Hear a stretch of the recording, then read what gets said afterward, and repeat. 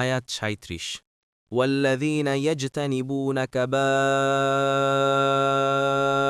الإثم والفواحش وإذا ما غضبوا هم يغفرون অনুবাদ আর যারা কবিরা গুনাহ ও অশ্লীল কাজ থেকে বেঁচে থাকে এবং যখন রাগান্বিত হয় তখন তারা ক্ষমা করে দেয়।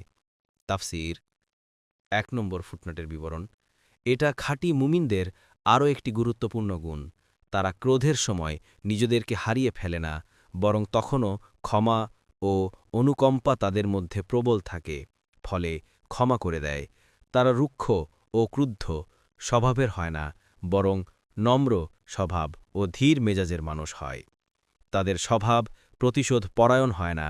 তারা আল্লাহর বান্দাদের সাথে ক্ষমার আচরণ করে এবং কোনো কারণে ক্রুধান্বিত হলেও তা হজম করে। এটি মানুষের সর্বোত্তম গুণাবলীর অন্তর্ভুক্ত। কুরআন মজিদ একে অত্যন্ত প্রশংসার যোগ্য হলে ঘোষণা করেছে। আলে ইমরান ১৩৪ এবং একে রাসূলুল্লাহ সাল্লাল্লাহু আলাইহি ওয়াসাল্লামের সাফল্যের বড় বড় কারণের মধ্যে গণনা করা হয়েছে। আলে ইমরান ১৫৯।